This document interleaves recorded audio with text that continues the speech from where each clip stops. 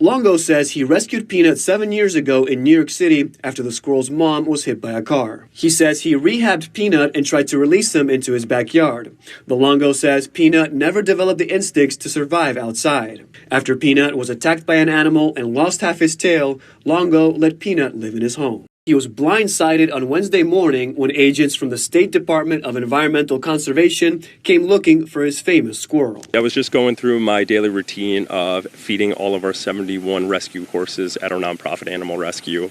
Midway through that, a line of DEC officers, about 6 to 8 of them, showed up and gave me a warrant for a squirrel and a raccoon. The search warrant said Longo was in unlawful possession of wildlife. He says agents ransacked his property for 5 hours until they found Peanut and Fred the raccoon. We complied.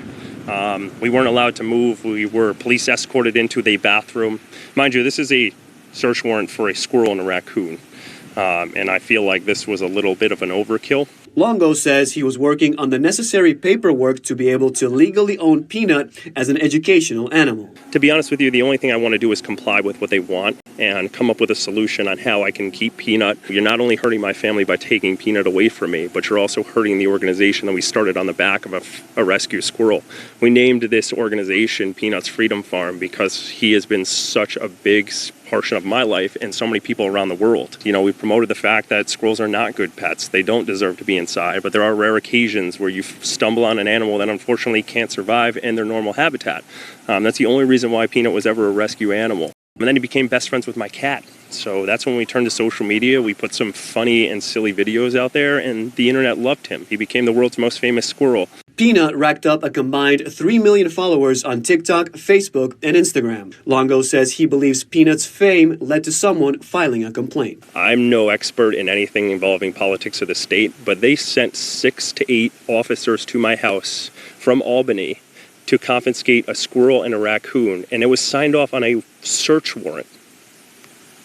So just that in its sense to say that is one of the most shocking things I could say, in my opinion, is we just used resources and spent an entire day sitting 2 people who run a nonprofit animal rescue and treat them like criminals while you take the squirrel and the raccoon. Owner of Peanut the squirrel of internet fame after he was seized by the New York State DEC on Wednesday. Today, state officials releasing an update. Peanut was the best thing that ever happened to us. And we got confirmation that they put him down. The joint statement says, quote, on October 30th, DEC seized a raccoon and squirrel sharing a residence with humans, creating the potential for human exposure to rabies. To test for rabies, both animals were euthanized, end quote. I reached out to Peanut's owners, Mark and Daniela Longo, who say they were overwhelmed with emotions and disappointed that they were not notified by the DEC of this decision. Then the government gets involved. New York State's Department of Environmental Conservation, DEC, raided his home and took the squirrel and this pet raccoon that he has. Now remember, he didn't just find these things. They said, well, he was potentially exposed to rabies. He had the squirrel for 7 years. Does it look like it has rabies? And then the squirrel bit one of the investigators. So that's what they say in their statement about why this happened.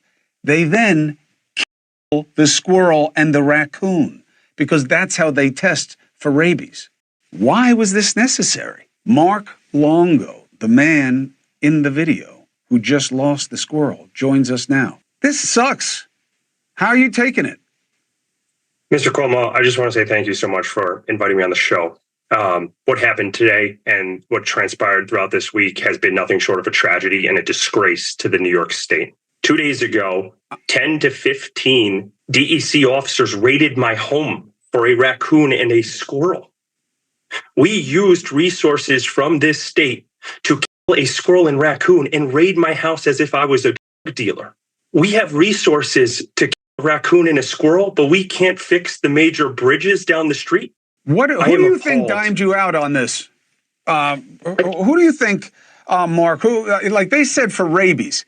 I mean, I looked up when I heard about this. You know, I had seen your videos, by the way.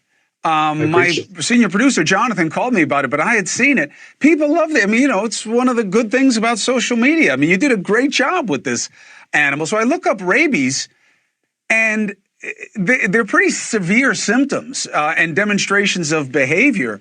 Couldn't they have just observed the squirrel and the raccoon and said, well, they don't look rabid? And who told them that they might be rabid? Sir, there's a quarantine period that is supposed to be happening. We did not hear from the DEC. We didn't even get a statement from the DEC. We heard it from another news station that they killed Peanut. Since they left my house, not a single DEC employee or state official even called me to tell me what happened. They came into my house. They even asked my wife for immigration status. They asked me if I had cameras in my house. They got local sheriffs to approve this. The DA approved this. They had a criminal judge sign a search warrant to come and take these animals. The woman who claimed, or the member who claimed to get bitten, everybody around here wore gloves. These are professionals who deal with animals on a daily basis, and you're going to tell me you got bit by a squirrel? None of this transpired. This was somebody out to get me. We moved to a small town to start a nonprofit animal rescue called Peanut's Freedom Farm. We understood that this internet sensation was a wave, and we wanted to turn it into something great, so we moved to New York from Connecticut. We moved here last April, and we started a nonprofit and have rescued over 300 animals, all in the name of Peanut. Peanut is the center of our organization. I used his social media to gather the funding to continue to help animals.